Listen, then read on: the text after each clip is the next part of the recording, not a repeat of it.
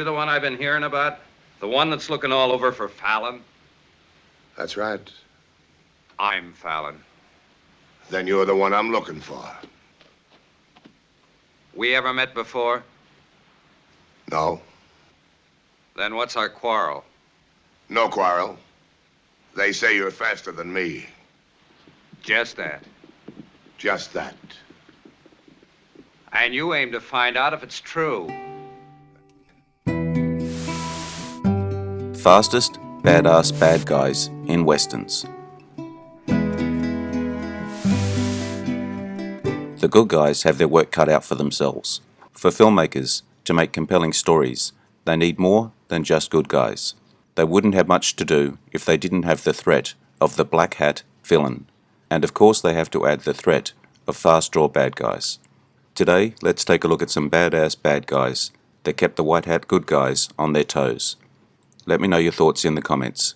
If you enjoy this video, hit notification to get my new videos. If you want to check out my other videos, head over to my channel and check out my Facebook page. The links are in the description. Like, share and subscribe. You know the drill. Let's get into it.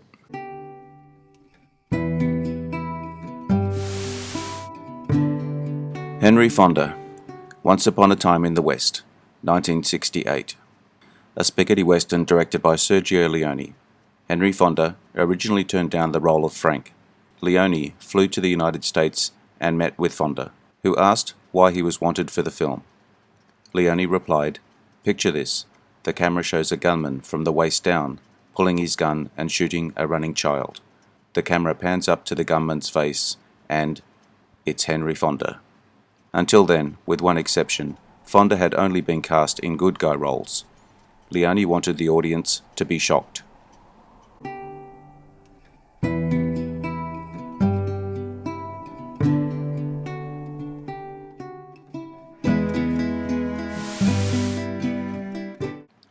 Jack Palance, Shane, 1953. During their face-off, Tory, Elisha Cook Jr., calls Wilson a low-down lying Yankee. Director George Stevens kept directing Jack Palance to smile an expression of amused contempt. Palance continued to show too much menace. Finally, Stevens took Elisha Cook Jr. aside and whispered something to him. During the next take, Cook read his line and added, "And a son of a bitch too." This time, Stevens got his take. So you're Jack Wilson. What's that mean to you, Shane? I've heard about you. What have you heard, Shane? I've heard that you're a low-down Yankee liar. Prove it.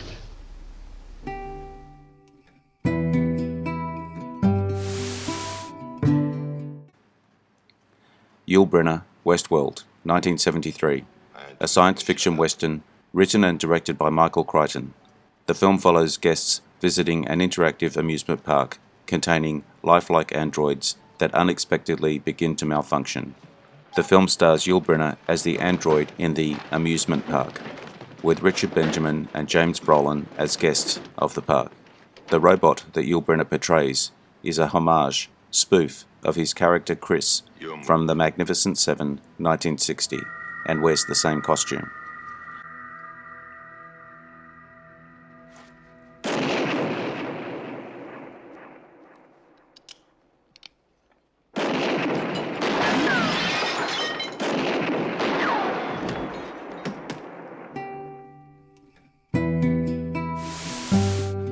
Rodri Crawford, The Fastest Gun Alive, 1956. A western directed by Russell Rouse, starring Glenn Ford, Gene Crane, and Broderick Crawford as Vinnie Harold. George Kelby Jr., Ford, and his wife Dora, Gene Crane, settled down in the peaceful town of Cross Creek as the owner of a general store under assumed identities to avoid having to continually face men out to become famous for shooting down the fastest gun alive, now known as George Temple. He becomes a mild-mannered, teetotaling shopkeeper. Roderick Crawford was a heavy drinker during the shoot, but remained sober on the set. He and Glenn Ford went on booze binges every night, and could barely remember the previous evening they spent together.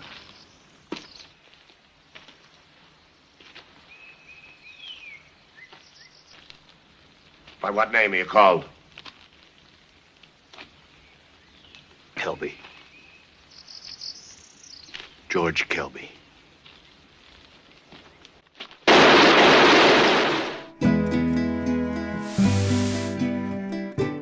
Richard Whitmark, Yellow Sky, 1948. A western directed by William A. Wellman, starring Gregory Peck, Richard Whitmark as Dude, and Anne Baxter, loosely adapted from William Shakespeare's The Tempest. The story concerns a band of reprobate outlaws who flee after a bank robbery and encounter an old man and his granddaughter in a ghost town.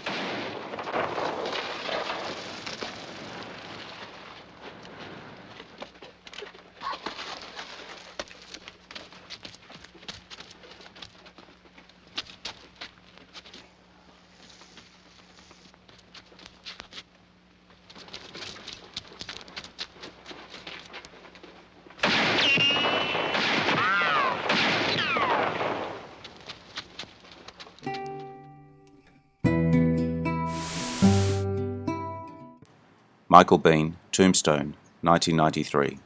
A western directed by George P. Cosmatos. Written by Kevin Jarre, who also was the original director, but was replaced early in production. Starring Kurt Russell and Val Kilmer, with Sam Elliott, Bill Paxton, Powers Booth, Michael Biehn as Johnny Ringo, and Dana Delaney in supporting roles, and narration by Robert Mitchum. The film is loosely based on the real events that took place in the 1880s in southeast Arizona, including the gunfight at the OK Corral and the Earp Vendetta riot.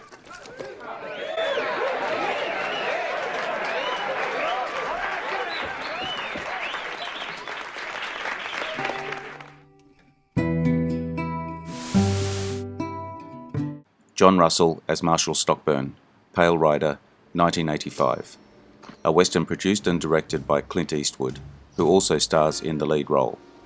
The title is a reference to the Four Horsemen of the Apocalypse, as the pale horse's Ghost Rider, Eastwood, represents death. This movie is frequently compared to Shane, 1953, as well as High Noon, 1952.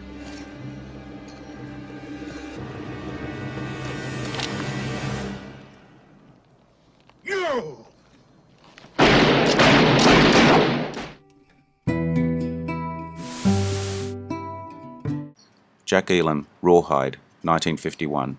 A western directed by Henry Hathaway, starring Tyrone Power and Susan Hayward, with Hugh Marlowe, Dean Jagger, Edgar Buchanan, Jack Elam as Tevis, and George Tobias. Everett Sloane was originally cast as Tevis. However, Susan Hayward complained about Sloane's roughness in a scene in which he threw her to the floor, and he was replaced by Jack Elam.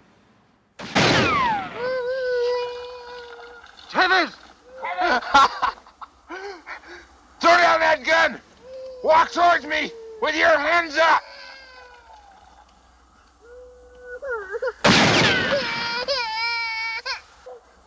Stand up and throw down your gun or my next shot won't miss her! That's right! Just keep it coming! That's nice! That's real nice!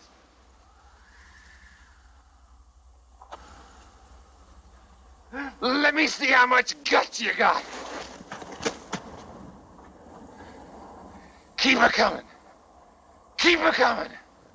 Don't yellow it now. It ain't but a short piece to where you're going.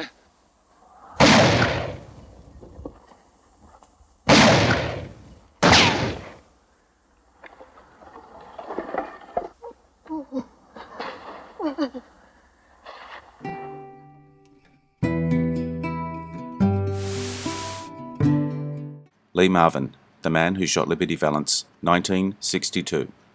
A western directed by John Ford, starring John Wayne and James Stewart. The supporting cast features Vera Miles, Lee Marvin as Liberty Valance, Edmund O'Brien, Andy Devine, John Carradine, Woody Strode, Strother Martin, and Lee Van Cleef. John Wayne suggested Lee Marvin for the role of Valance after working with him in The Comancheros, 1961.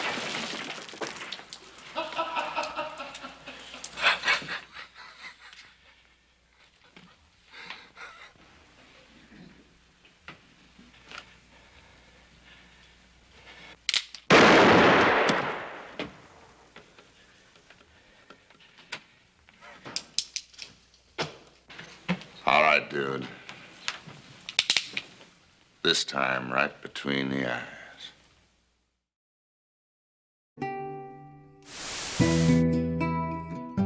DeForest Kelly, Warlock, 1959. A western produced and directed by Edward Dmytryk, starring Richard Whitmark, Henry Fonda, Anthony Quinn, DeForest Kelly as Curly Byrne, and Dorothy Malone.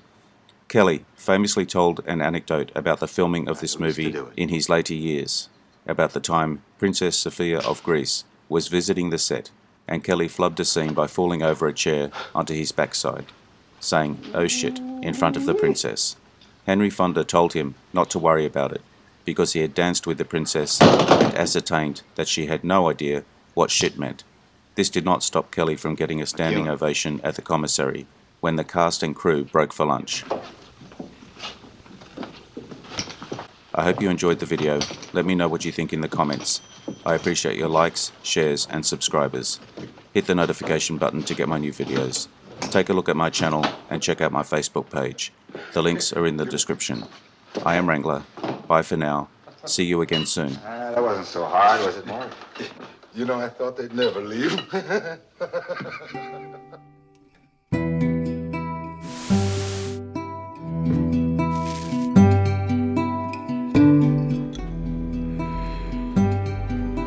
Interesting facts about famous people.